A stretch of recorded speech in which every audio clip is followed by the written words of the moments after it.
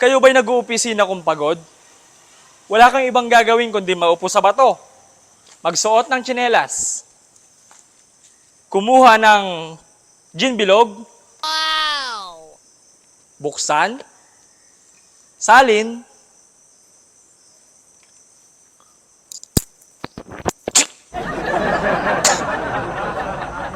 cut! Hindi yung sinabi direct na totoong alak para to? Oo, totoong alak yan. Ah, take two tayo, take two. Kayo ba'y nag-uopisina kung pagod? Wala kayong ibang gagawin kundi maupo sa bato, kumuha ng gin bilog,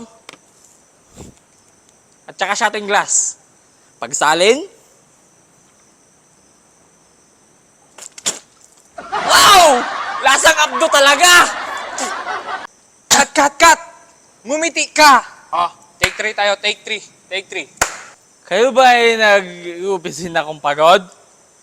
Wala kayong ibang gagawin kundi maupo sa bato, kumuha ng baso, nagsalin ng gin bilog. Pagsalin, inumin, asang blade talaga! Asang abdo! Cut! Naka-take three na tayo. Ngumiti ka naman, huwag kang ngiting aso. Kayo ba'y nag-uopisina kung pagod? Wala kayong ibang gagawin kundi maupo sa bato. Nagtanggal ng sapatos, nagsuot ng sinilas, kumuha ng gin bilog, pagsalin, pag-inom,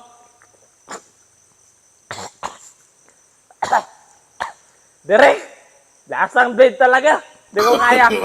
No. Cut! Ano ba naman yan yun, oh? Ayusin mo. Ang sabi ko, huwag ngiting aso. O ayusin mo yung pananalita mo. Lasing ka na ba? Ha? Nakakailang take na tayo, hindi mo pa rin na-perfect yung pinapagawa ko sa'yo. Oh, take 4. No. Kayo ba nag-uopisina kung pagod?